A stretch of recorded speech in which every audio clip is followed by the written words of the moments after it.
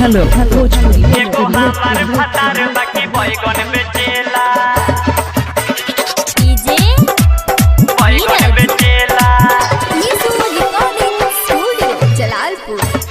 Music by Pankaj Singh. एगो हमार भतार बाकी बैगन बेचेला मीनावा के भाग बड़ी चानी बारे भौजी चानी बारे भौजी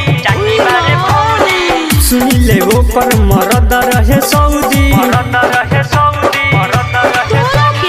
मीनावा के भाग बड़ी चानी बारे भौजी सुनिले वो पर मरद रहे सऊदी नेहवा के मरद टेम्पू ड्राइवर नेहवा के मरद टेम्पू ड्राइवर रोड पर गाड़ी हाकेला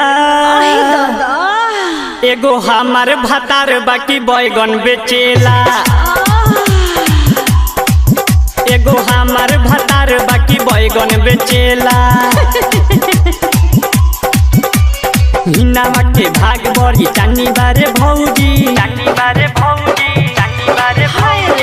सुनिले वो पर मरद रहे सऊदी हिनावा के भाग बड़ी चानी बारे भौजी सुनिले वो पर मरद रहे सऊदी नेहवा के मरद टेम्पू ड्राइवर नेहवा के मरद टेम्पू ड्राइवर रोड पर गाड़ी हाकेला एगो हमार भतार बाकी बैगन बेचेला एगो हमार भतार बाकी बैगन बेचेला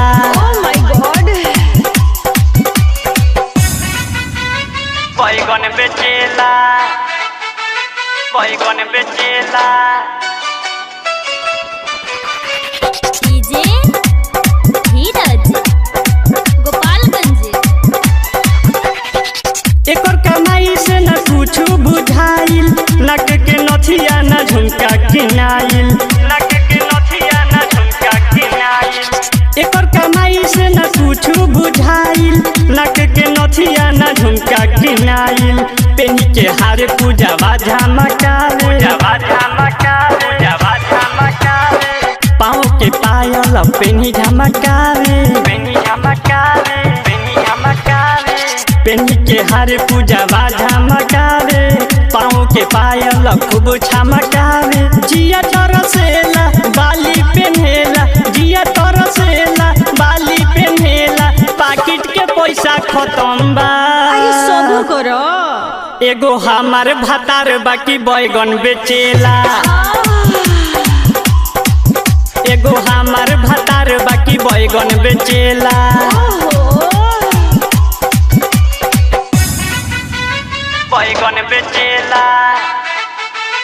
बैगन बेचेला डीजे धीरज गोपालगंज। मरद के सुख हमारा ना मिलेला कहियो ना एकरा से पलंग हिलेला मरद के सुख हमारा ना मिलेला कहियो ना एकरा से पलंग हिलेला आशिका बारा के कैसे समझाई नीरज रजनी से काठी हम बताई आशिका बारा के कैसे समझाई नीरज रजनी से काठी हम बताई एकरा से नीमन बार दिल साथ एकरा से नीमन बार दिल साथ टाइट फिटिंग सिएला यही ना बोलबे। एगो हमार भतार बाकी बैगन बेचेला एगो हमार भतार बाकी बैगन बेचेला का कर ले बा।